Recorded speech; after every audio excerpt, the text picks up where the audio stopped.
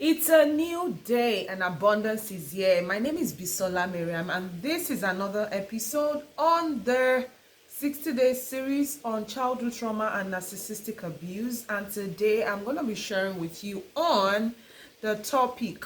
We kicked off yesterday with the topic on coping strategies, that is wrong coping strategies for victims of childhood trauma.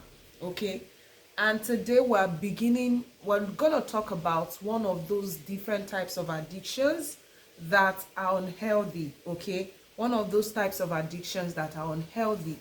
And today we're talking about physical addiction. What exactly is physical addiction, or what are physical addictions? A physical addiction is that behavior, okay? Sorry, a physical addiction is that activity or behavior, okay?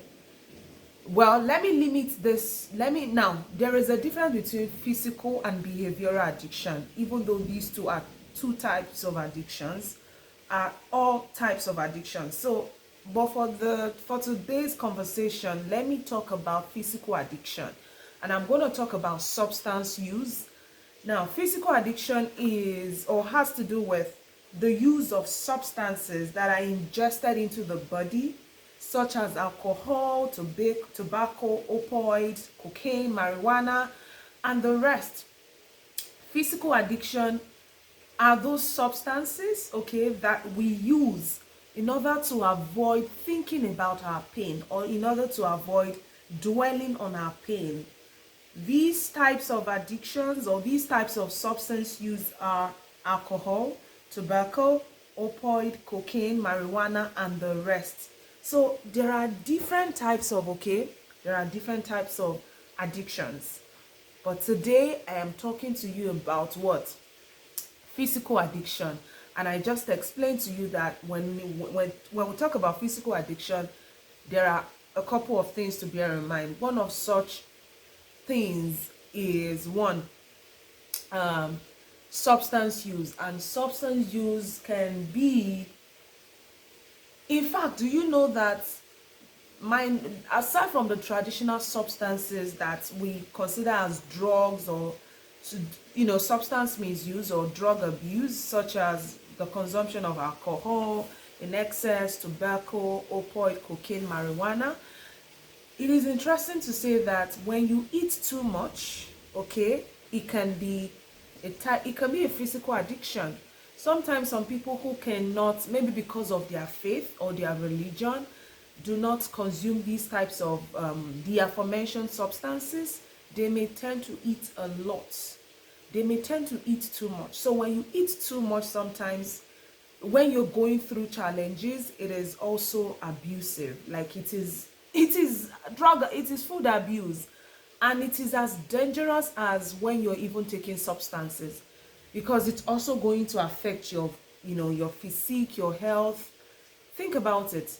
Even when you choose not to eat well because you're going through challenges, that is also abusive. That is also that is an addiction, because you're addicted to starving yourself.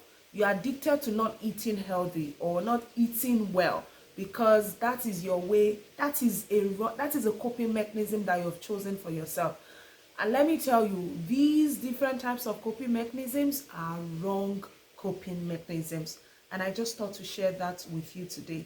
I hope you have learned something today from today's series on childhood trauma and narcissistic abuse. Tomorrow I'll continue and I will talk to you about something else. Meanwhile, my birthday is on May 31st and I need your help. I need your help to launch my book. I can't possibly launch this book by myself. This is a community book. This is our collective story.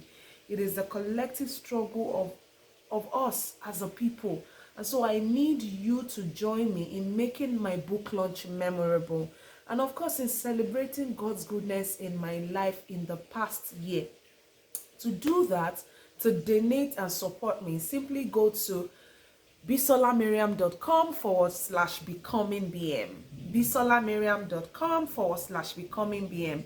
Or just follow the description of this video quickly And of course, you can check the comment section somewhere in the comment section if you're watching if you are listening on YouTube.